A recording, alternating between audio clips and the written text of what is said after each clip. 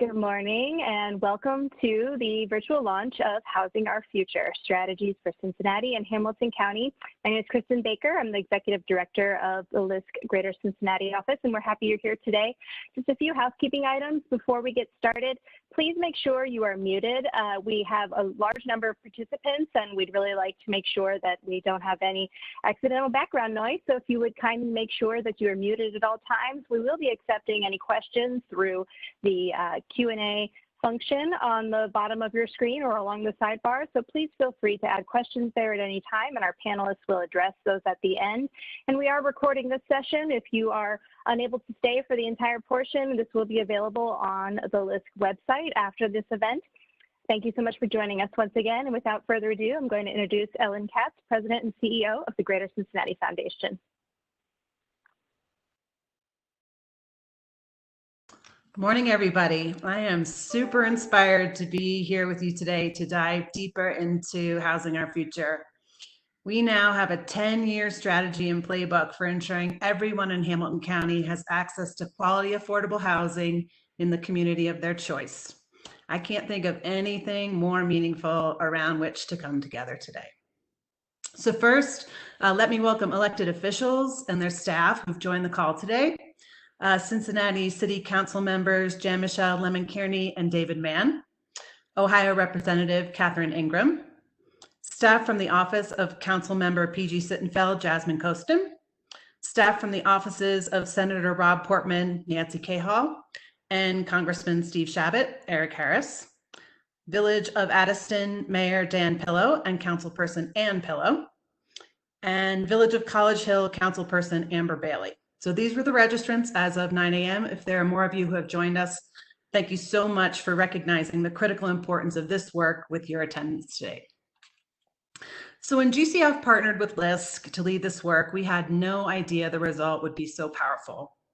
While much of the work to create this strategy was completed before the pandemic, obviously the crisis has made it far more relevant and urgent.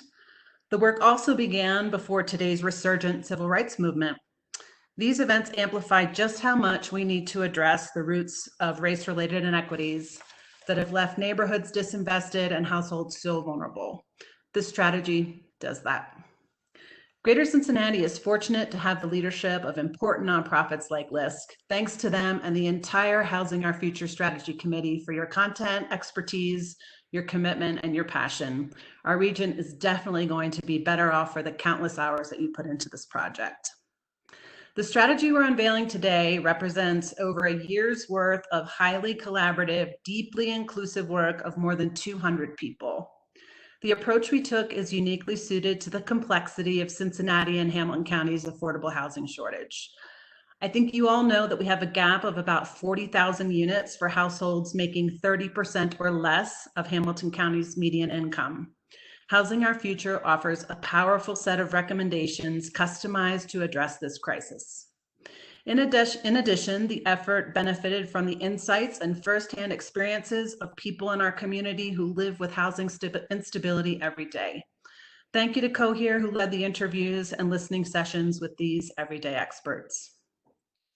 Our affordable housing crisis disproportionately affects our Black community, a community facing the highest unemployment rates, significant job and wage disparities, and now the devastatingly disproportionate impact of COVID-19.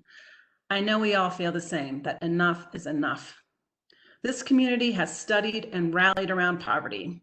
Regardless of the programs and services we offer, which are wonderful in our community, we know that people can't escape poverty when they're spending well over 30% of their income on housing. We know that poverty is merely the symptom of much broader and systemic issues that have to be addressed, and housing is perhaps the most fundamental of those. The recommendations in this report aren't just about housing, though. Accessible and affordable housing affects all forms of health, it affects education, and ultimately economic mobility. This is truly a basic need and quality of life issue for so many in our region. The strength of this effort has been the collaboration this community thrives on. Today, you're going to hear from members who served on the steering committee or participated in a working group. I'm confident that by the end of the program, you'll be inspired to learn more about how you can join in and help achieve the vision of access to quality, affordable housing for all. We have to live up to our reputation that Cincinnati truly is an affordable place to live, work, and play. Right now, that's only the case for some of us, and the weight of that reality is a burden for all of us. So please join us in making this plan a reality. Presenting next is Dr. Vincent Reyna, Faculty Director with the Housing Initiative at Penn, an initiative with Penn Praxis at University of Pennsylvania's Weitzman School of Design. The Housing Initiative at Penn works to achieve more effective and equitable housing policy at the local, state, and national levels through research that advances evidence-based policymaking, also inclusive planning, and the development of networks and partnerships to advance housing equity goals. Dr. Reyna.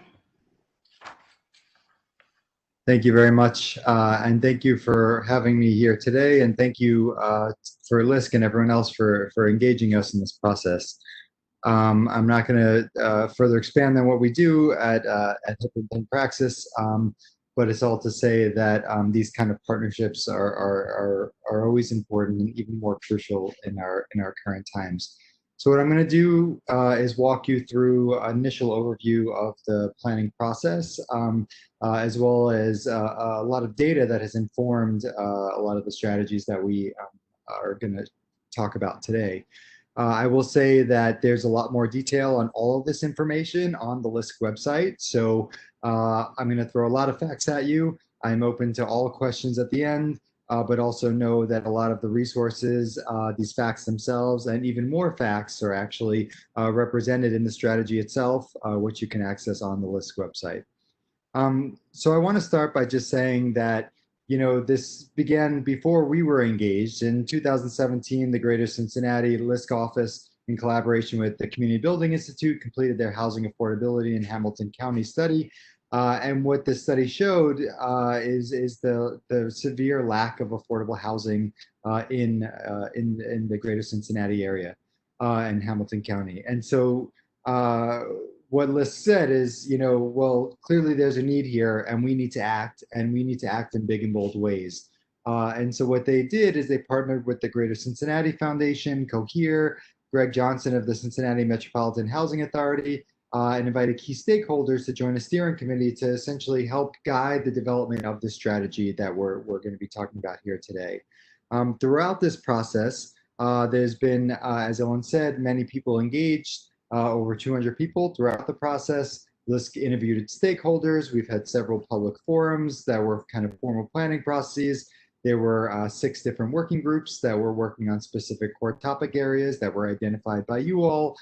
So what we're presenting here today is very much meant to reflect all of that work that went into this. And so I'm going to start by the vision. And again, this is our vision, but I would say this is all really your vision, because this came out of the planning process itself and isn't something we generated on our own at all. So the vision here is, the guiding vision of the strategy is that everyone in Cincinnati and Hamilton County will have access to quality, affordable housing in the places they want to live. So this is a really kind of important guiding principle that guides the overall strategy itself. I lost the slides there, so I'm gonna just kind of keep going on there. Next, this strategy is framed by several core values. And I would say that I don't know if any of you all are seeing the slides, but right now I'm not seeing the slides. So Callie, if there we go. They're back up. Perfect. So the core values are essentially, the strategy is founded on 7 core values. First is putting people first. Second is promoting choice. Third, fostering diversity, advancing equity, cultivating collaboration, and challenging the status quo. I shouldn't have assigned numbers to those. These are all equally important, but these are really kind of an important statement about what the strategy wants to embody and what the values of these efforts are really about. There are several key strategic goals that are a product of this planning process and are hopefully reflected in the strategy itself. The strategy puts forth policies and programs designed to protect our most vulnerable residents, preserve and develop long-term affordability, invest in housing that builds strong, inclusive communities, create equitable growth without displacement, build the capacity for development and innovative ownership structures, and provide pathways to sustain homeownership and generational wealth creation. So what I'm going to do now is, now that we've laid out those kind of a brief overview of the process, the vision, the values, and the goals, is to really kind of dive into some of the existing conditions that have informed what we've laid forth here. So over the last decade, Cincinnati and Hamilton County have seen a reversal of historic trends with gains of over 1,500 people per year since 2010. Housing production also increased about 80% from the depths of the Great Recession. Despite the growing housing stock, housing prices have gone up rather than down. The median sales price of single-family homes increased by more than 45% since 2010.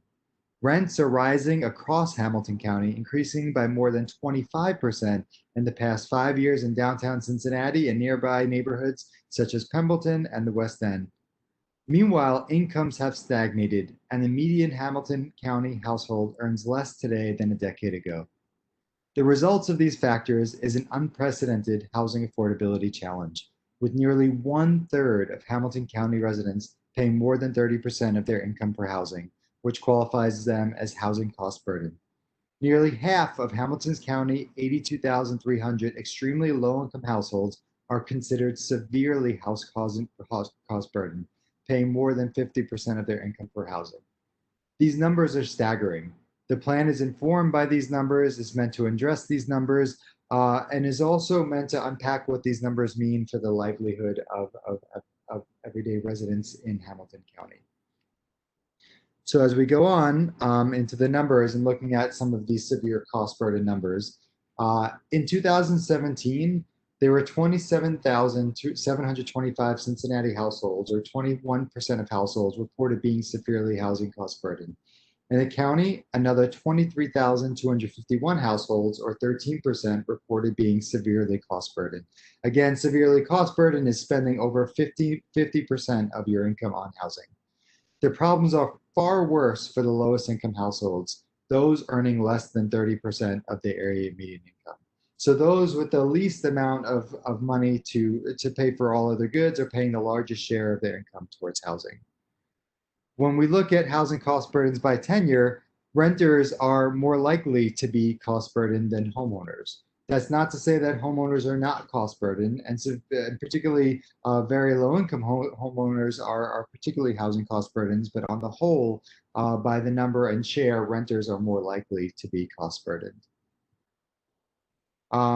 What you find are these housing cost burdens are disproportionately faced by Black households. So there are higher burdens among Black homeowners. In the city, Black homeowners are more likely than moderately and severely cost burdened than white or Latino homeowners. When we look at renter cost burden by race, we see that even higher income burdens among Black renters in both the city and the county. Black renters are more likely to be moderately and severely cost burdened than to say that the housing cost burdens are already high and disproportionately impacting Black households and Black communities in Cincinnati and greater Hamilton County. So when we look at the state of housing, that means the combination of rising housing costs and stagnating income is creating unprecedented housing affordability challenges in Hamilton County. There's a deficit of 40,000 affordable housing units in Hamilton County. In between 2012 and 2017 alone, there was a 6% increase in median gross income, gross rent rather, across the county. This becomes a lot more real when you look at some of these numbers, and particularly, incomes of households and how that looks relative to rents. And so what we have here is a chart that shows nearly 1/3 of Hamilton County households live in unaffordable housing. But what it does here, and if you can go to the previous slide, next slide rather. Oh, I actually skipped a slide. I'm sorry about this. So going back, so the combination of rising housing costs and stagnating income is creating unprecedented housing affordability challenges in Hamilton County. There are 12,240 people served by the homeless system in 2018 alone. The eviction filing rate is 8.7% between 2014 and 2017. It's an important thing to remember that that filing rate is formal filings, which means that it is an underestimate of the number of people who are experiencing housing instability and also experiencing informal evictions that often occur without an actual eviction filing happening.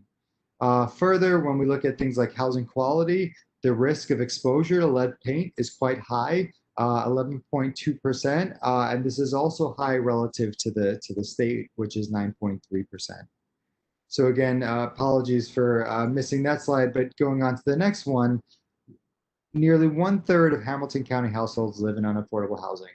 And this becomes particularly staggering when you look at the amount of money people are making and what the median gross rent is in Hamilton County, right? So the median gross rent for a 2-bedroom unit is $831, right? So if you say, what would it take for someone at different income bands to not be housing cost burden, what would that translate into dollars? So for someone who's extremely low income, between 0 to 30% of AMI, for them not to be housing cost burden, they would have to spend $230 per month towards their housing. That is far less than the 831 median gross rent number, right? And if you look across the income spectrum, that basically means even getting to the low income individuals, they would have to essentially, the median gross rent is finally just on par with the gross rent required to prevent to be rent burden, right? So this kind of highlights the idea that there not only is a housing affordability problem, but this is an intractable and inescapable problem for particularly the extremely low income households who just don't have enough income to pay for the housing that's available. When we go to the next slide, we see that what you can see here is that if you look at the top 5 jobs in the Cincinnati region, they don't pay enough to afford housing, right? So it would take $55,000 as the minimum income needed to afford the median home with a mortgage. 33,200 is the minimum income needed to afford the median 2-bedroom rental unit, right? So this is just to afford those units. And what you can see is that 4 out of the top 5 jobs in the Cincinnati region do not pay enough to meet either of those thresholds, right? And so that points to not only a housing affordability problem, but naturally a challenges around wages as well. This also highlights an increasingly important reality, which is that there is not only a lack of affordable housing, but that it also takes significant public support to actually bridge this gap between people's income, the current housing stock out there, and people's housing needs. So finally, bringing it to the present, those were all data we collected when we were creating the strategy. As we all know, COVID-19 has come, and what it's done is it's exacerbated all of these pre-existing realities, right? Existing issues of affordability have only been amplified during this time. The disproportionate impact of housing affordability issues on Black households and Black communities has only been exacerbated during COVID-19. So what the census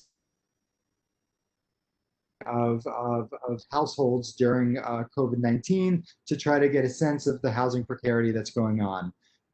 There's no survey for the Cincinnati region, but they do have one for the state of Ohio. So what I'm presenting here are numbers for the state of Ohio itself.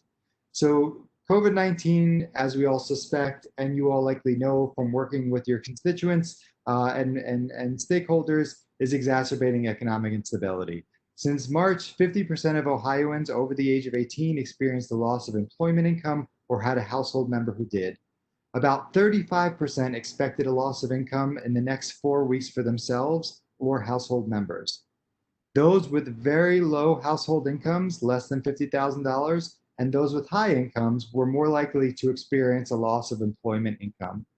Whites were less likely than other groups to experience an employment income loss, 32% compared to 44% for Blacks, Asians, and Latinos. COVID-19 is exacerbating housing instability. 20% of adult renters in Ohio did not pay rent in July. Black renters were more likely to miss rent, 34%, compared to whites at 16%, and Latinas at 17%. Those with only a high school education were more likely to miss rent at 32%, compared to those with some college or a college degree. Finally, COVID-19 is exacerbating housing instability. In mid-July, 20% of Ohio renter has no confidence that they would be able to pay rent in August, and another 25% had only slight confidence. Those with children in their household missed rent 26% of the time, compared to only 17% of those in households with no children. Generally, the lower a renter's household income, the more likely they were to have missed rent, and the more likely they are to have less confidence they will be able to pay rent going forward. So these numbers are staggering and heartbreaking and show an amplification of the pre-existing issues of housing affordability that persisted in Hamilton County, but quite honestly, persist across our country.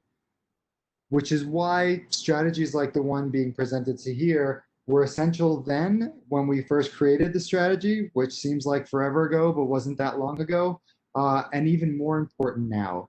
And so I'm going to turn this over now to Kristen, actually Jennifer Foster from the Avondale Community Council board member and a participant in Cohere's community engagement efforts around this process, to talk a little further about this.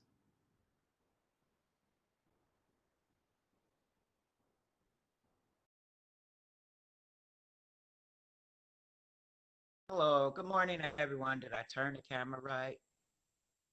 Can everybody see me?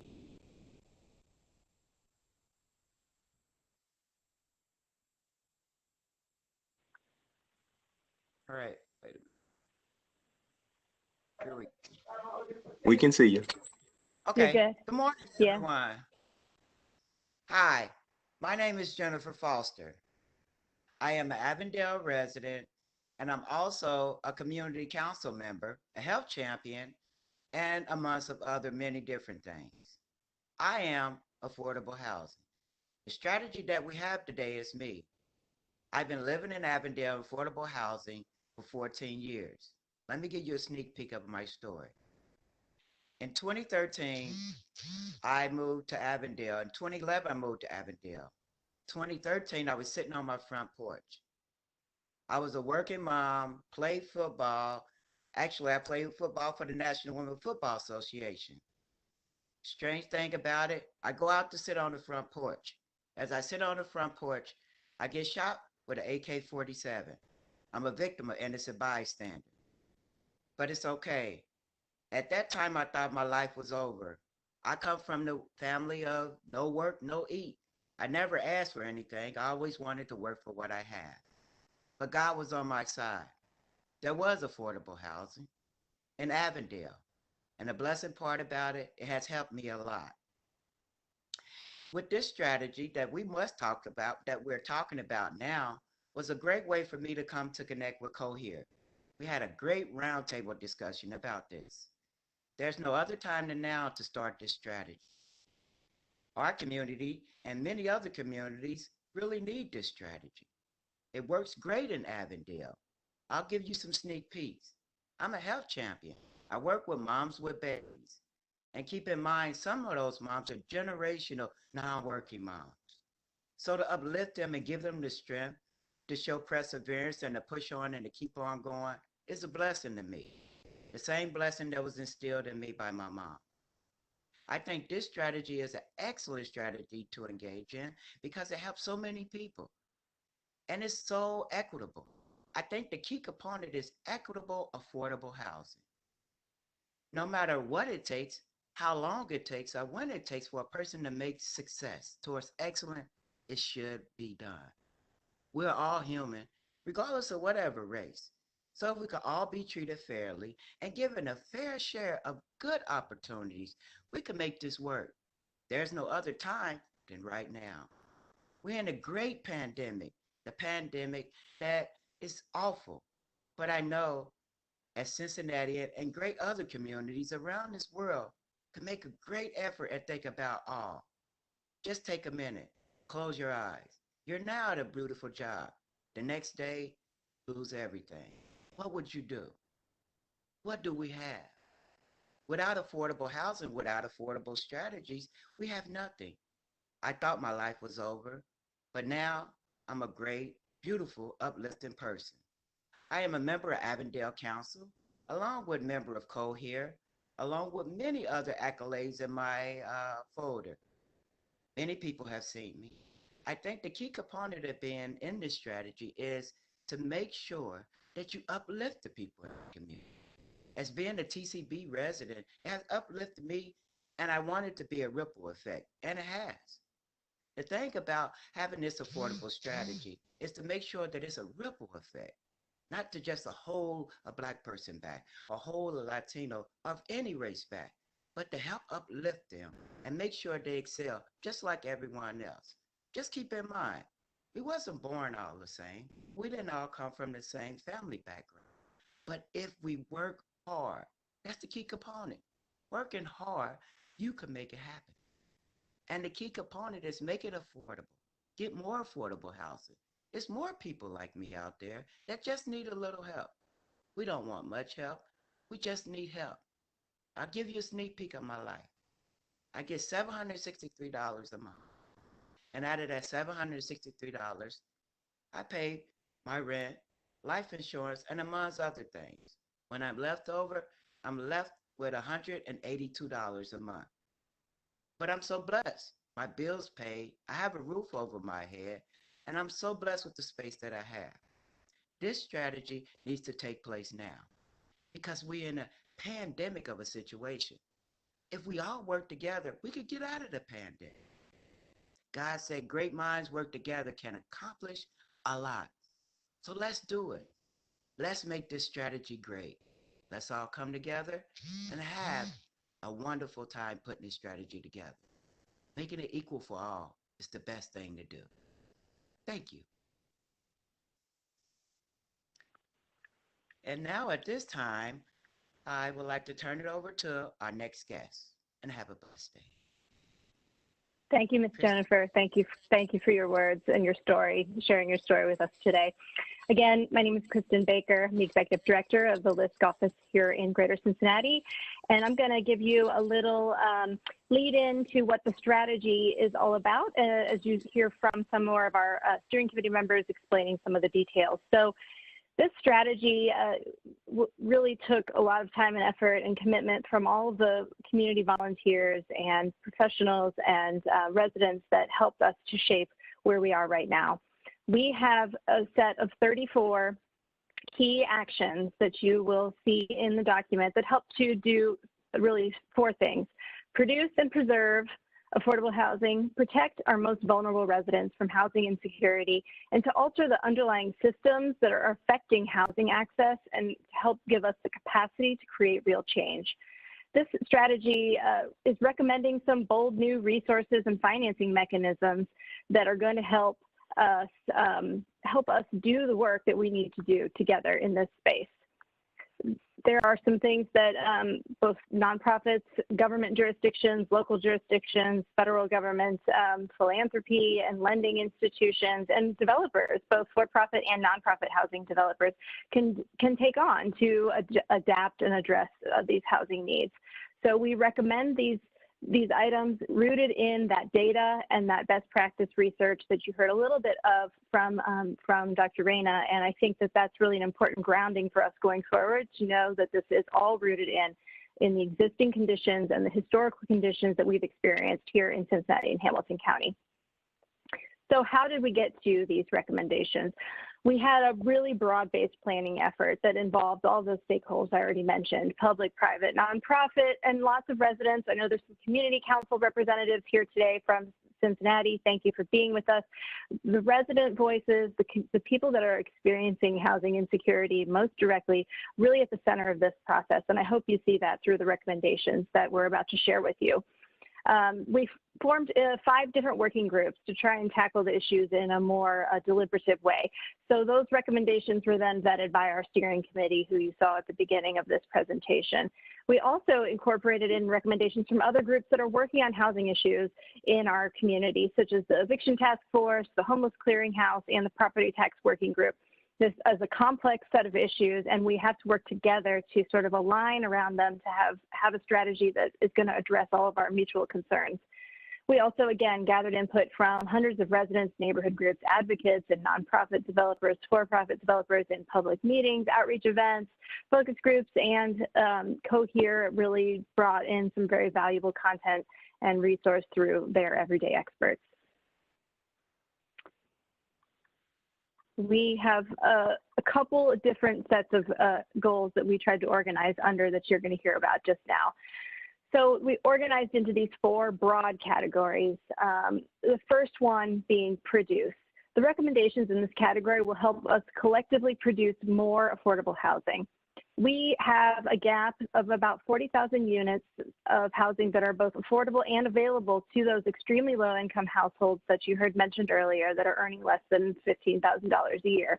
That number is about 55,000 households in Hamilton County. This is a significant figure.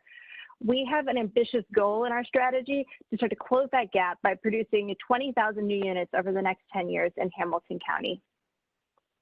Our second category, preserve, aims to help us preserve existing affordable housing and improve the quality of the 60,000 affordable units in our market right now. That includes our partnership with Cincinnati Metropolitan Housing, and also looking at those unsubsidized units that in the housing sphere we call naturally occurring affordable housing, but those are rents that are at a price point that are appropriate for the market, and we want to preserve those. They're not receiving some kind of subsidy. The third response that we are addressing around is protect. So this is where we want to talk about protecting our most vulnerable residents from housing insecurity, both homeowner and renter. So in Hamilton County, we know, again, that that we have nearly 49,000 households that are severely cost burdened. That means they're paying more than 50% of their household income on housing expenses. And again, that eviction figure that Vincent referenced, which is really just a way to start to evidence the problem we have, the formal evictions. And we know that there are a lot and much demand on our emergency housing and homelessness services. So this is the area where we're addressing those needs. Last, our fourth category is systems change. This isn't something we started out thinking we were going to plan around, but as we worked through the content together, we realized that if we do not address the underlying system issues that help prevent us from having an equitable housing market, we have to tackle these things head on. We have to address policy issues like the need around wages, equitable zoning, and transportation. We also have issue with zoning, which you'll hear a little bit more about. So the majority of Hamilton County is zoned single family, and that maybe isn't allowing us for the different types of development. In terms of wages, you know, households' real income have fallen around $8,000 since 2000 as a median for Hamilton County. That's an issue, and housing costs just continue to increase. We have an increase in 20% of families in poverty in our community since 2000. We are also one of the most racially segregated metropolitan areas in the county, and this is something that cannot continue. We have recommendations to address underlying issues related to all of those. So the last thing I want to say to you all is that we did this planning process in 2019 prior to the crisis that we are in now. This is an unprecedented time. This crisis clearly has exacerbated those housing inequities and really exposed our collective shortcomings in protecting our most vulnerable neighbors. In the short term, we have to help keep people in their housing, providing resources for our homeless residents, providing utility and rental and eviction prevention assistance. But these shortcomings are also long-lasting and long-standing. They are rooted in how we think about how we access housing, how we allocate resources, and how we do development. And so this document really helps us to think through that and help us think about how can we increase access and resources. So this strategy really is an opportunity for us to emerge from the COVID crisis stronger and making our communities more resilient for the long term. With no further ado, I'll pass it off to our next speaker, who will start on our first category. Thank you.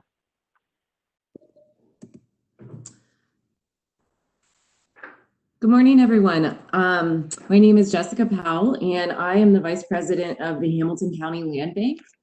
And I just want to thank everyone for including our organization. And I really want to give a shout out to Jennifer Foster, who I think, Jennifer, just your perspective really underscores the reason that we're all here today, trying to figure out solutions to the housing crisis in our community. So I'm going to talk a little bit about the production goals that came out of the housing study. The study calls for 20,000 new affordable units to be built over the next 10 years. And that's pretty monumental task when you consider that construction costs have increased by 30% for single family homes. And I think the study points to 50% increase in costs for multifamily construction. At the land bank in the port, where we do some single family construction and rehab, we look at costs of over $200,000 alone just to do a basic infill or rehab for a 1,500 square foot single family home. So I think, as many of us know on this call, the costs are pretty tough, and that requires some creative solutions. So with that, I'm going to go over some of the basic recommendations on the production end. The first one is to explore or scale up innovative ownership models in housing types. And this is really a recognition, if you look at all of the statistics and data that have been gone over earlier on in this presentation, we have stagnant wages, an increase in poverty, lack of access to lending products, and all of those and many other of the data points make clear that we need to be creative here in terms of how we lift families up and provide them opportunities.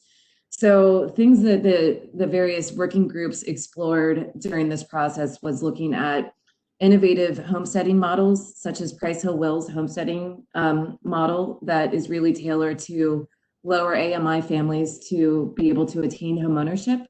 Looking at renter equity, exploring whether housing cooperatives or community land trusts are something that should be developed in certain neighborhoods or communities. So that was one of the recommendations.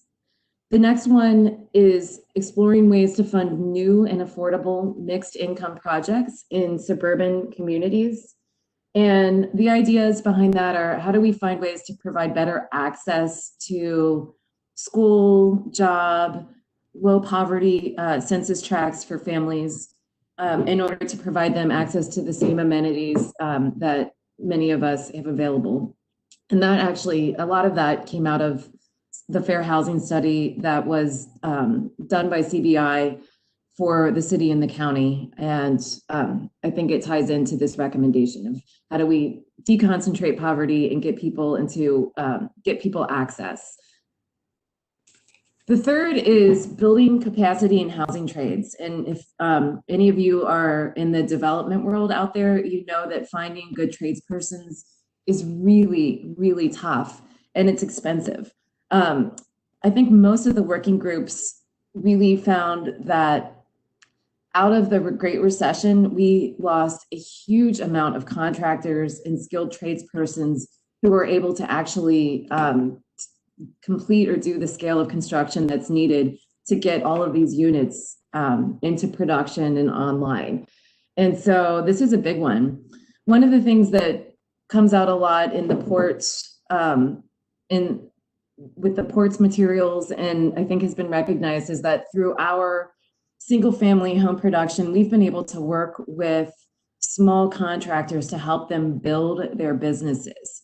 So by being able to provide small contractors a steady stream of business, they have been able to expand their company and be able to produce more homes for us and for others. So it's really about scaling up production.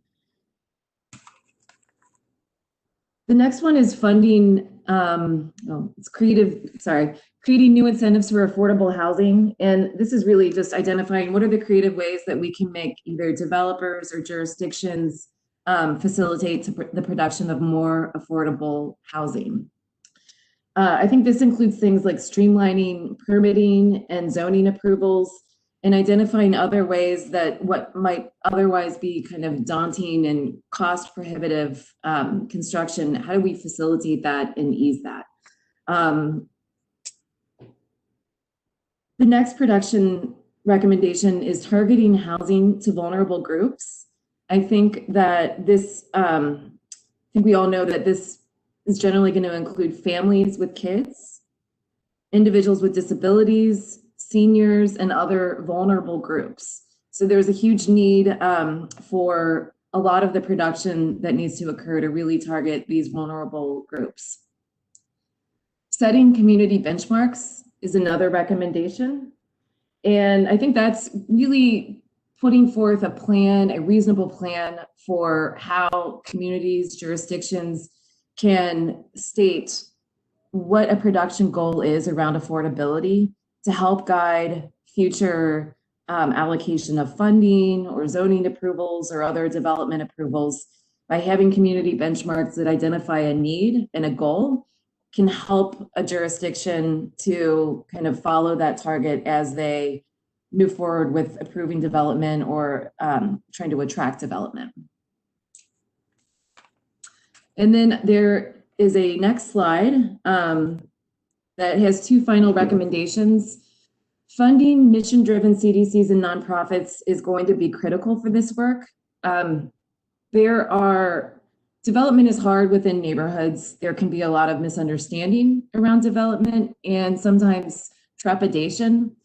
By helping to funnel the resources to neighborhood and mission-driven CDCs, those are the ones that they know their neighborhoods, they know the residents, they know the other stakeholders and resources that are necessary to get development done.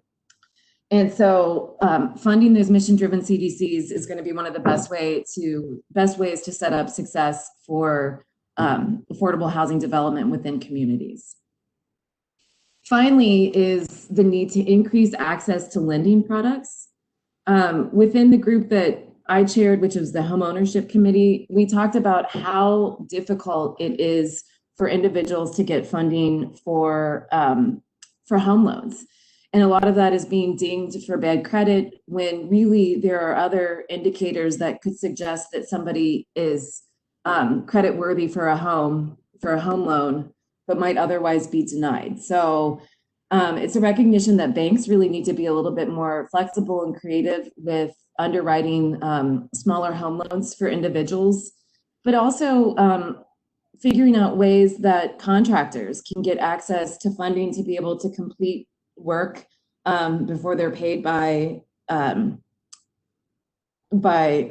person who's funding their work. So there's different funding packages that need to be put together, or funding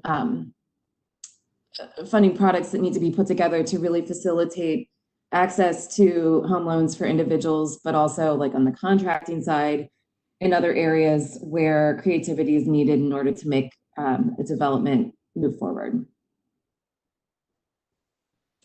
And with that, I'm going to turn it over to Greg Johnson.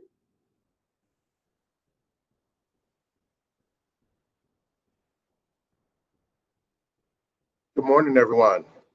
My name is, first I want to say good morning to everybody, and also thank you everyone that's presented prior to me on all of the great points that have been made. I just wanted to say a couple words before I go forward. You know, every time I re-look at this presentation, and every time I hear all of the work that went into all of this, it just makes me feel really, really good about the direction that I believe our community is going in when it comes to affordable housing. Me being the Chief Executive Officer of Cincinnati Metropolitan Housing Authority, but further, I grew up in public housing, and I've been in this industry for 25 years. Affordable housing is just a part of my blood. So I really think a lot of these points, as we move forward in our community, it's going to make a lot of lives better.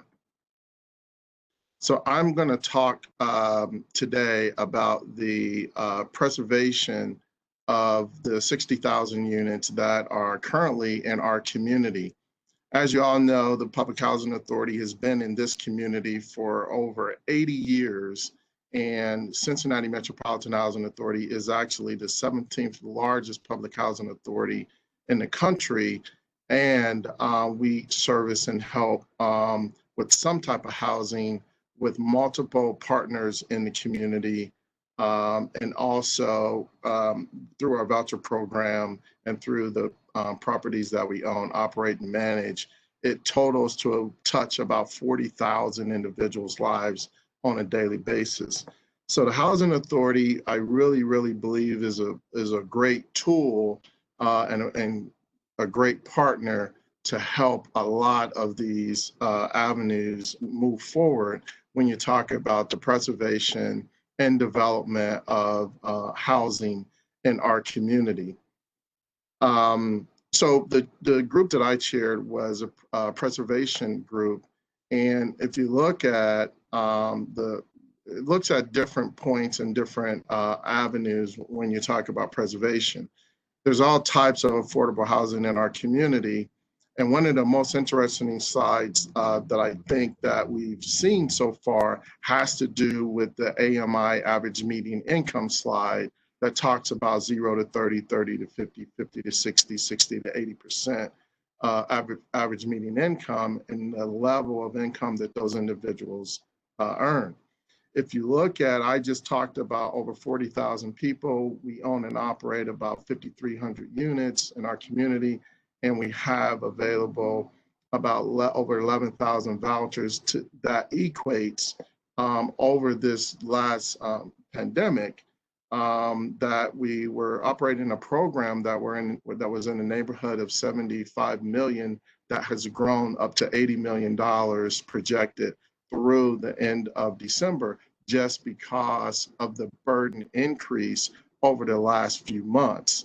In addition, we've done a lot of rent changes and extended the eviction moratorium to help families tap into community resources. But I say all that to say the one slide that was very important is the AMI slide.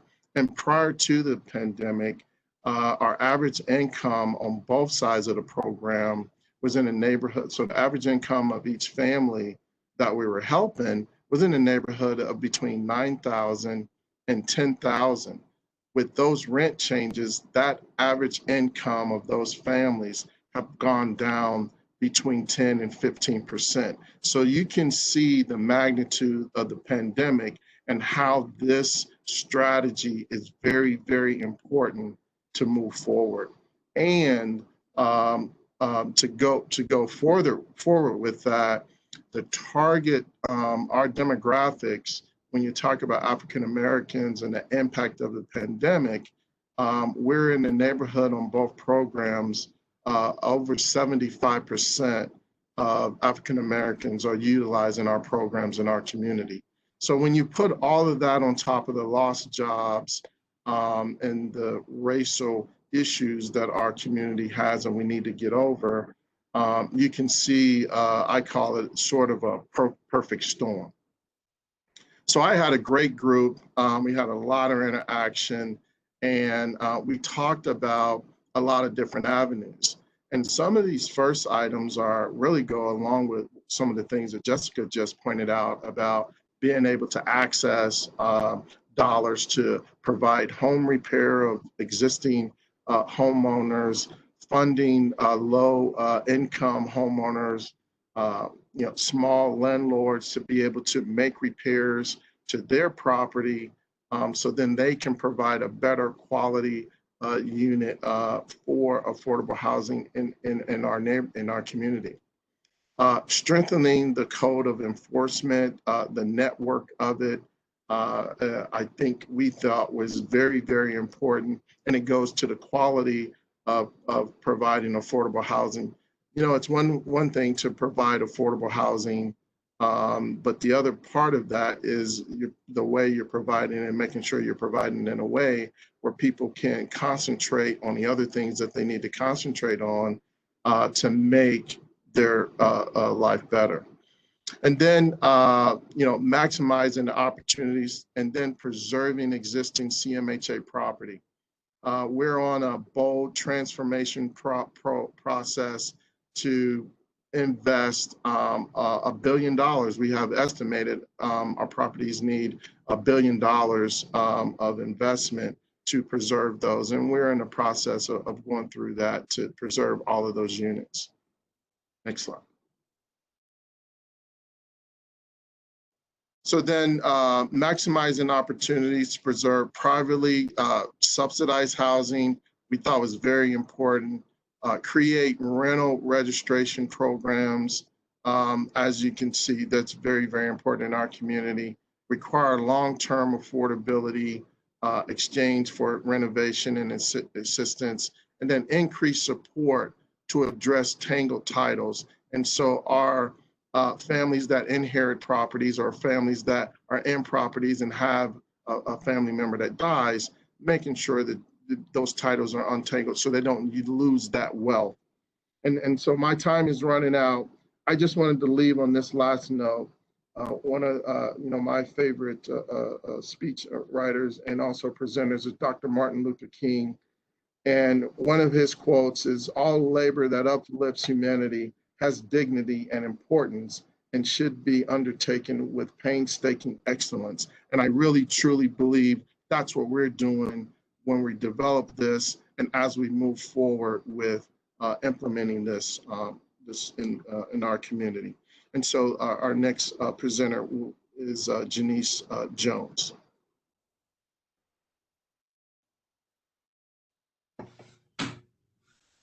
Hello, good morning, everyone. I'm so excited to be here with you this morning. I am excited that even through all that we went through to get this plan put together, what I'm seeing and what I'm hearing, I'm reminded, I feel like a participant for the first time of hearing all the wonderful work and thought and dedication that's gone to this work. So I just want to recognize my co-panelists, as well as everyone that contributed to this strategy. I'm Janice Jones. I'm Executive Director at Housing Opportunities Made Equal of Greater Cincinnati. HOME's mission is to eliminate illegal discrimination in housing and promote stable, integrated communities. Our agency was founded after the assassination of Martin Luther King in 1968. There was a welling up of national grief and civil unrest, which led to the signing of the Fair Housing Act and the subsequent founding of HOME. Today, we have 3 core programs: enforcement, which is where we listen to folks who experience or believe they've experienced legal discrimination and try to assist them. We do landlord-tenant relations, where we try to resolve disputes between landlords and tenants. And we do a lot of education in the community. We do over 100 trainings a year from housing providers to local governments to housing consumers. But I'm here today to talk about housing our future and the action needed to take to prevent housing instability and homelessness in our community. So I've been with HOME for 5 years now. July is my 5th anniversary. And I say 52 years since the Fair Housing Act was signed, and our work is not done. That was before I was born. That's before a lot of us were born on this call, and a lot of us are children. And I sit here contemplating the fact that one of the youngest legends or participants in the civil rights movement in the 1960s, John Lewis, is being laid to rest today. And so that just shows us that this is the type of work that's needed to be done long-term to see the changes we want to see. So brief history lesson. So government-supported discrimination. Most commonly in the form of redlining, which drew lines between poverty and opportunity based on race. And we're still feeling the effects of that today, most deeply in the wealth gap between home ownership and race. In the United States, home ownership equals wealth. And without home ownership, generational wealth is nearly impossible. And without protection for tenants that allows them to save and plan, the dream of home ownership is further from their reach. So I gave a very short version of a long history to bring us up to talk about the future. Today, rent and home costs go up, but wages do not. as the data shows. Housing Our Future has pages and pages and pages of solutions waiting to be adopted and implemented. One of the key things we need to do is protect housing stability. That includes things like expanding tax relief for vulnerable home ownerships, interventions for rapidly appreciating neighborhoods, and exposing ways to create homeownership opportunities and increase equitable wealth creation. Next slide. Other things like protecting tenants, again, going to housing stability. We need to create tenant protection associations, enforce and expand tenant protections, and create community benefits agreements that protect and enhance the life of all neighbors in all communities. Final slide, I hope. We need increased support for existing efforts, establish things like a housing court, create things like inclusive zoning. I know I'm going off slide, but I had to throw that in there. Support things like a housing trust fund that is well funded, and implement source of income protections, which allow people to live where they want to live. In closing, I think we got to take action. Expand home ownership and advance wealth creation. Create more tenant protections. And when developers come into neighborhoods to create community benefits agreements that advance, make sure that those agreements advance equity so that neighbors can live where they want, as is their right. And with that, I will turn it over to the next speaker. I'm so glad to be with you all this morning, and thank you for listening. Hello, good morning. My name is Mary Burke Rivers. I'm the Executive Director at Over the Rhine Community Housing. I'm grateful to follow Janice, and like she said, it's time to take action. We've got all the data, we've got personal stories, we know what the issues are, now we need to take action. And one of those actions is to figure out how we finance affordable housing. As we saw in some of the slides, and as Jennifer demonstrated in her share, a lot of folks in our community don't have enough income to pay what it costs to operate a unit of housing responsibly. So there's this math challenge that we have to figure out how to close. And the committee that I was a part of is the financing committee. And our task was to say, how do we finance and close that gap between what people can afford to pay and what it costs? So next slide. I will focus primarily on the Housing Trust Fund recommendation. The Housing Trust Fund is not a new idea. According to the Center for Community Change, there's 800 housing trust funds across the country in states and local jurisdictions. And we have a housing trust fund in the state of Ohio that was created in the early 90s. And some of us have been around long enough that we remember campaigning for State Issue 1 that made housing a public purpose. So we have a housing trust fund at the state level, and it has a dedicated revenue source after many years of advocating for a dedicated source. While it was established in the early 90s, it wasn't until 2004 and 2005 that we actually got a dedicated source, and that is the recordation fee at the counties all across the state. So the thing about a housing trust fund is that it is a dedicated revenue source, public revenue source for housing, so that you don't have to pit housing against other programs every year in a state budget process. It's a dedicated source exclusively for housing. So in Cincinnati, the good news is, and this is going fast, is that we do have a housing trust fund established, thanks in part to the leadership of David Mann. And that was established a couple years ago. Now we need a dedicated source of funding. And we've got a couple ideas. Thank you to PG Sittenfeld during the current budget process for identifying the TIF funding as a source of revenue. We have an Airbnb tax that should be contributing. And so what we don't know yet is exactly how those funds will be deployed. So we need to really establish a meaningful, efficient, and responsible way to deploy those funds to close the gap between what it costs to develop and operate affordable housing responsibly and what many different folks in our community who we come in contact every day can afford to pay in rent. As Vincent shared in the data, it's folks that we know who work at Kroger's, who maybe are taking care of our family members in nursing homes and et cetera, who just can't afford a $700 one bedroom. So the Housing Trust Fund, there's a campaign underway, and stay tuned for that, hoping to get a ballot initiative in May of 2021. And with that, I'll pass it on to the next person. Thank you. Good morning. I'm the next person, Liz Bloom. I'm the director of the community building at Xavier, and I want to thank the 166 of you who are hanging in with us. What you just heard from all my peers and all the folks who worked on the steering committee was a really engaged, really smart group of people who have been working very hard to create a more equitable housing market in the city of Cincinnati and in Hamilton County. And they can't do it alone. What I'm charged with talking to you today about is systems.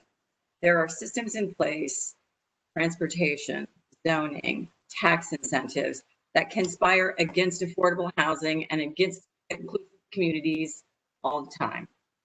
And when I said we need everybody, that means we need community support to change zoning, to welcome new kinds of housing, to welcome new price points, to welcome new people into neighborhoods where they haven't lived before.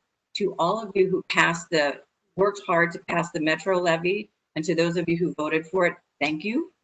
We need to make sure that transportation connects people from the places they live to the places they need to be, like their job, like their school. And for those of us who are paying attention to state and federal funding, we need to support initiatives that support investment in all kinds of communities for housing in particular. So it isn't just the professionals you've seen on the screen today. It's about the actions that you take, and it's about what you choose to support and what you choose to oppose. And I want to tell you that the systems in place, like zoning, like transportation, like tax incentives, have at their core, at least in part, racial sentiments that we need to change.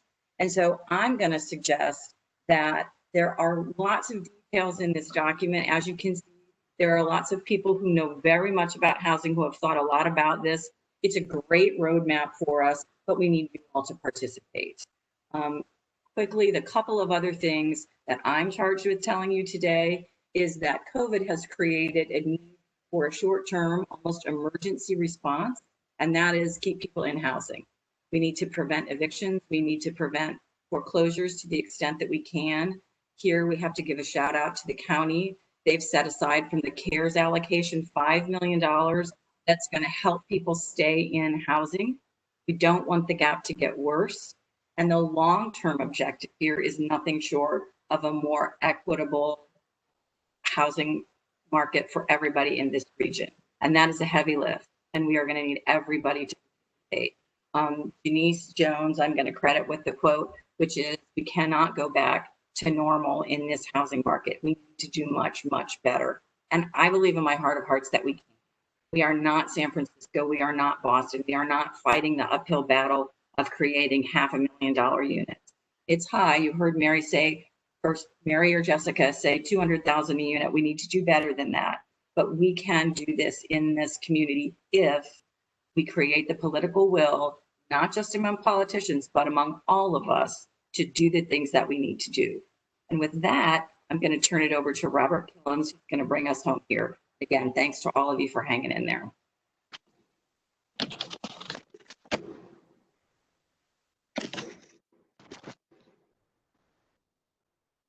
When I think of this world, it really fills me with sorrow that little children today are really going to suffer tomorrow.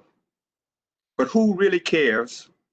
Who is willing to try and save a world that's destined to die? To save the children, to save the babies, to save the world, and do it with housing. Good morning. My task this morning is to be brief, but to share with you some important actions that we all can take to make a difference. 3 things. I need each of us to educate ourselves and to educate others on this important endeavor of creating more affordable housing. The study has been done. The report there is there. It's a game plan. Please learn, please read, please share it. Next, we need you to communicate. Communicate to your neighbors, your friends, your family, and to anyone that will listen, how important it is for us to deal with this issue of affordable housing and to deal with it now. You know, as been mentioned before, COVID has laid bare how inequitable our housing situation is. And it is difficult to follow a stay-at-home order or to work from home or to go to school from home when you in fact have no home. So we can do more. And then finally, we need you to stimulate others to engage in learning about this plan and to having ownership for this plan. And know this, as was stated earlier, there are a number of activities in the plan that are already underway. Think of it more as a game plan or a playbook. We have the plan. We don't need another playbook. We don't need anything else to be created. We simply need to, as the coach would say, run the play that's in the playbook. And we'll be able to develop more affordable housing. We'll be able to protect the vulnerable. We'll be able to have a city and a region where housing affordability is important and there for all of us. I want to thank our funders. They've done tremendous work. They were leaders in providing us the support. Thank the steering committee that gave of their time, all of the working group, the everyday experts, and thank most of all, each of you for giving your time today to listen, to be a part. Remember, we need three things from you: to educate, to communicate, and to stimulate. Because housing should be a place, there should be a housing place for all of us. And I have it on good authority that if you are on this call, that you can be counted on to do those things. Kristen. Thank you, Mr. Killens, for sending us home in the way that we needed today. We are almost at time, and we really appreciate all of you who are still with us. I know it's a lot of information, and we really just scratched the surface today. So I would refer you to our website. You've seen the link. You know how to find us. Please come and check out the report in full detail. All of the information is there. And I want to mention that we are now going to be launching a monthly web series to dig in a little more detail to some of the most current and topical or top of mind issues related to the strategy to really help raise awareness and action towards these goals. Our first session is going to be August 27th. It's going to be right here in the same format for the time being until we are all able to congregate together in one room. And the topic is going to be housing insecurity and evictions in the wake of COVID-19. I hope you will join us. I hope you will spread the word and invite others to participate. We would love to have you. We're going to have different speakers at every event. And time and opportunity for you to dialogue today. This is such a large group that dialogue is not really possible, but we hope that you will continue to contact us with questions, with ideas, with content, and we're going to work on how we implement this together, particularly in this time when we can't all be together in one space, to really keep the ball moving forward. We have a couple of questions that have come in. We are booked, I think, until 11:15, so we'll hopefully be able to keep going. And if we don't get to all the questions, we will respond, we'll do a FAQ or a Q&A on our website as well, where you can see and access those questions. So I'm going to just get started with the questions that we've received so far. First, I do want to say that we've received quite a bit of thanks and gratitude towards Ms. Jennifer for sharing her story and her words and her challenge to all of us to do better and be better. So we really appreciate you. Thank you, Ms. Jennifer. The next question we have is for Mr. Greg Johnson. So Greg, if you would care to unmute and join me here. The question is, the housing choice voucher is a great asset, but it's hard to get and it's hard to navigate. How can this be addressed? Greg, I know you all have taken some action just very recently to perhaps address this a little more, but would you comment on that? Yeah, the housing choice voucher, I agree, is a great program. The reason it's hard to access is because of the limited resources that we have. even though I spoke about having $80 million or a program that is the size of $80 million, as you can see, this community could use probably another 10 to 15 million to add to that program to increase our ability to add more individuals on the program. The program also supports the homeless community through Kevin Finn's program. It also supports other partners that are on the phone, like OTR, with helping with some of their projects. So the Housing Choice Voucher Program supports a lot of individuals in getting that one voucher.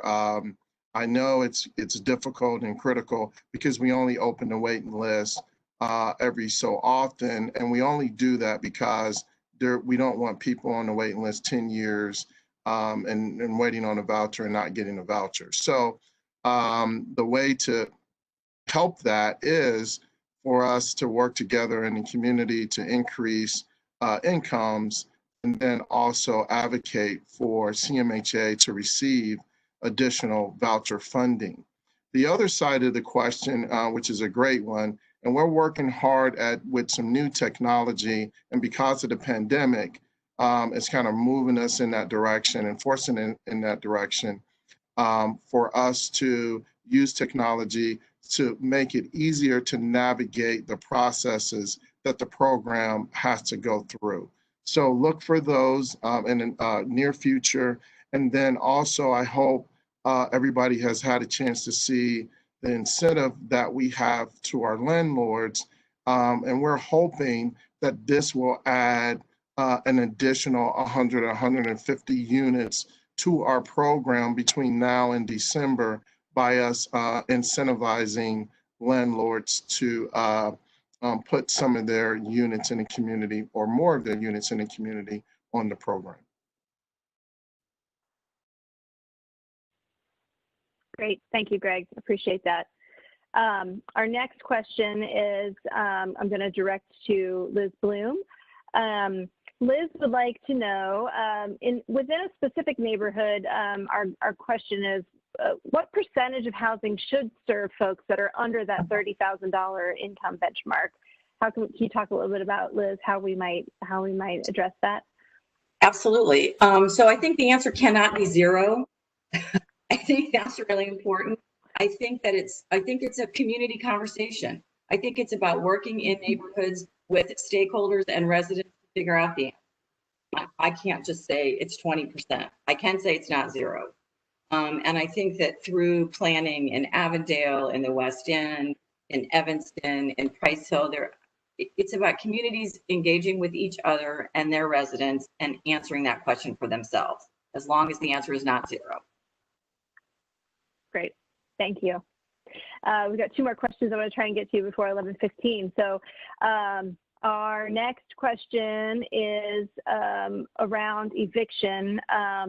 So I'm not sure exactly which one of our panelists might like to address this, perhaps Janice. And the question is, can any of the funding that is currently being allocated for eviction prevention also be used to help stabilize families long term? And can we leverage the crisis for solutions, or do we put those solutions to the side for the moment, address the crisis that we're in now, and figure out what our long-term solution is? I don't know if somebody wants to hop on that. I'll take a shot at it. Some people may have a different opinion. God willing, we can allocate some of that funding. I know CARES Act dollars have some Treasury restrictions on them. I'm not entirely sure what all of those are, but I would like to see, some longer term stability impacts, so rent assistance and utility assistance is just part of the story. And so you are dealing with the immediate crisis, but stability takes some longer term impacts and funding. So I would hope that those dollars that have to be spent by the end of the year, I'm hearing, can be allocated for more lasting effects. But I'm sure the county folks would have, a better insight on what's allowable under the CARES Act. Great. We need it. We do. That's absolutely. Thank you. That the problem was here before CARES. Oh, Joy Pearson has a comment from Hamilton County, so she should be able to address that for us as the expert in the funding source, at least from the county. Are we able to bring Joy on mute? Joy, can you unmute yourself?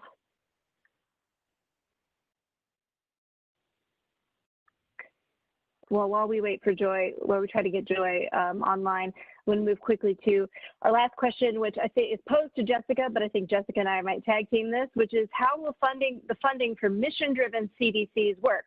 Have you seen good examples of this locally or nationally, especially at scale of 100 units or more? So I'm guessing that's in terms of developing or maintaining affordable housing. So Jessica, do you want to say a word from your perspective? And I can also share from the LISC perspective too. Yeah, I think all of what we know is every CDC has different capacities and focuses, so there's no silver bullet for this. CDCs really need to go aggressively towards a wide variety of funding sources.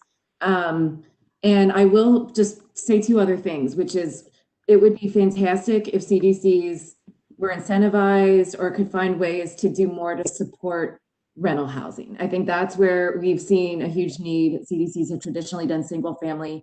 Rental is where it's at. The second thing I will say is locally, come to your local land bank and let us know if there are any ways we can support you in this that we are not currently doing. And the main thing I will put out there is just that there's a lot of land and undeveloped vacant parcels out there. Get in touch with me if there's anything we can do. That doesn't answer the big question. I'm just saying, turn to those of us in this group if we can help. Kristen. Thanks. No, that's great. And I'll just add that I think that from the LISC is a national organization, so we work in cities all around the country. And one thing that is apparent in our work is that the CDCs in our community here are very small and very mighty. We have some that can do that property management and can do the asset management and own properties and maintain affordability. Over the Rhine Community Housing being one great partner in that space. But we have many other CDCs that have not been resourced to do that. So providing more flexible funding resources to our CDCs to allow them to be able to do the kind of development that their neighborhood wants to see, leading the neighborhood plan, helping to support what communities want and need, being able to respond to that, they have to be resourced to do that. And that is something that we continue to focus on at LISC, and that more broadly our Place Matters initiative is addressing, but we need to do more. Okay, I think sounds like Joy Pearson is able to unmute and address the question around the eviction funding that is CARES supported. Joy, are you there? Yeah, thank you. I forgot that I was using my phone instead of my computer. Anyway, the general CARES money that was allocated for rent and utility assistance is going to double from $3.5 to $7 million within the next couple of weeks. The demand has been crazy. It's been we've had really good outreach, really good response. We met this morning with the 3 agencies providing the assistance. That funding cannot be used for more long-term needs. The funding needs to be expended, as Janice said, by December 30th. Our contracts with these providers, it requires that the funding is spent by November 15th. So as you can imagine, overseeing $142 million is a big thing. But there are other sources of CARES funding. The city and the county both have 2 different grants, the Emergency Solutions Grant, and it's CARES funding, two allocations of that. And we also have the Community Development Block Grant CARES funding. Both the city and the county received supplemental allocations. Our funding for the county has been allocated and it is being spent. I'm not sure that the city has plans yet for theirs, but I would encourage all of you to reach out to the elected officials to encourage the use of the funding for more permanent stability in housing, along with the regular home funds that we get from the from HUD. So that's my update. Great. Thank you, Joy. You're always a source of really critical information that sometimes can get the money, the government funds that are available are complicated, as many of you know, so it's always wonderful to have somebody shine that light and then help us understand in clear ways what can and cannot be done. So we are at overtime by 4 minutes, so I'm going to stop, and I know that there's more to come, so we know this is just the beginning. Please come and join us in our follow-up sessions. Please reach out at any time with questions. The steering committee and all of the participants who helped drove this process forward. We thank you once again, and please help advance this strategy with us together. We cannot do this alone. This is a collaborative effort, and we need you. So please do so, and thank you once again for joining us, and take care.